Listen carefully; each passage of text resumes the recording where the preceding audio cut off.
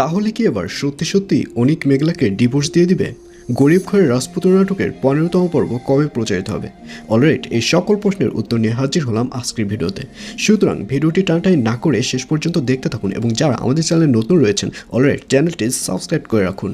হ্যাঁ ভিউয়ার্স, এই ভিডিওর শেষে জানিয়ে দেব গরিব ঘরের রাজপুত্র নাটকের 15তম পর্ব কবে প্রচারিত হবে। আর এই পর্বে আপনারা দেখতে পারবেন অবশেষে অনিককে দেখা যাবে সে ফাইনাল সিদ্ধান্ত নিয়েই নেবে। সে এবার সিদ্ধান্ত নেবে যে সে মেঘলার সাথে আর সংসার করবে না, মেঘলাকে অনিক ডিভোর্স দিয়ে দেবে। আর এর পেছনে থাকবে বৃষ্টি। বৃষ্টি অনিককে জোর করবে যাতে করে অনিক যেন মেঘলাকে ডিভোর্স দিয়ে দেয়। আর অন্যদিকে মেঘলাকে দেখা যাবে অনিক যেগুলো পারেনি মেঘলা সেগুলো পেরে দেখাবে। অর্থাৎ অনিকের যে বন্ধু রয়েছে রাতুল, রাতুল যে অনিকের সর্বস্ব হাতিয়ে নিয়েছে, অনিককে যে ঠকিয়েছে, এর তো কোনো কিছুই অনিক রাতুলের সাথে করতে পারেনি। অর্থাৎ কোনো প্রতিশোধই তো অনিক নিতে পারেনি। আর এই প্রতিশোধ নেবে মেঘলা। আর এজন্যই মেঘলাকে দেখা যাবে সে শালিমা গ্রুপের যে প্রজেক্টটি রয়েছে সেটি রাতুলের হাতে দিবে। এবং রাতুল যখন ওই ব্যাংক থেকে কোটি টাকা লোন নেবে, এই লোন রাতুলের কাছ থেকে মেঘলা নিয়ে নেবে এবং এক পর্যায়ে রাতুলকেও পথের ফকির বানিয়ে ফেলবে মেঘলা।